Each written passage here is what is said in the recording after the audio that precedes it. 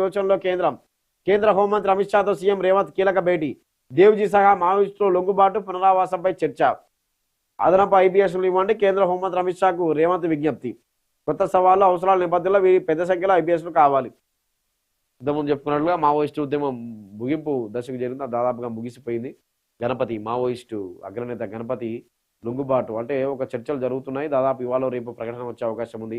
కేంద్ర హోంమంత్రి అమిత్ షానే ప్రకటించే అవకాశం ఉంది. మావోయిస్టు ఉద్యమం ఇక ముగిసింది. 60 ఏళ్ల పోరాటం మావోయిస్టు ఉద్యమం, నక్సల్బరీ ఉద్యమం తర్వాత రాష్ట్రంలో 2 తెలుగు రాష్ట్రాల్లో మావోయిస్టు ఎక్కడైతే ఆంధ్ర ఒడిశా సరిహద్దు బార్డర్, ఛత్తీస్గఢ్, వైజాగ్ ఇలా ఏజెన్సీ ఏరియాల్లో బలంగా నాటుకుపోయిన మావోయిస్టు ఉద్యమం ఇక దాదాపు ముగిసిపోయింది.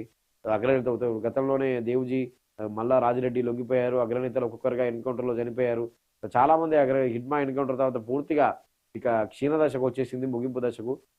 వీళ్ళంతా లొంగుబాటు. అయితే మొన్న దేవుజీ, మల్లా రాజిరెడ్డి, సీఎం రేవంత్ రెడ్డిని కలిసినప్పుడు వీళ్ళకి సంబంధించి పిఎల్జీ ఏదైతే ఉందో దాన్ని రాజకీయ పార్టీగా కేంద్రం సహకరిస్తే రాజకీయ పార్టీగా పెట్టుకుంటామని చెప్పి కూడా ఒక రిక్వెస్ట్ను సీఎం రేవంత్ రెడ్డికి విన్నవించారు. ఈ నేపథ్యంలో నిన్న హోంమంత్రి అమిత్ షాను కలిసి అదే రిక్వెస్ట్ను కేంద్ర హోంమంత్రి అమిత్ షా కూడా సీఎం రేవంత్ రెడ్డి చెప్పినట్టుగా తెలుస్తుంది. ఎందుకంటే వాళ్ళు జనజీవన సమితిలో కలిశారు కాబట్టి వాళ్ళ పునరావాసం సంబంధించి వాటి మీద హోంమంత్రి అమిత్ షాతో రేవంత్ రెడ్డి చర్చించినట్లు తెలుస్తుంది. ఇరాన్ యుద్ధ నౌక పేల్చివేత, శ్రీలంక దక్షిణ తీరంలో అమెరికా మెరుపు దాడి.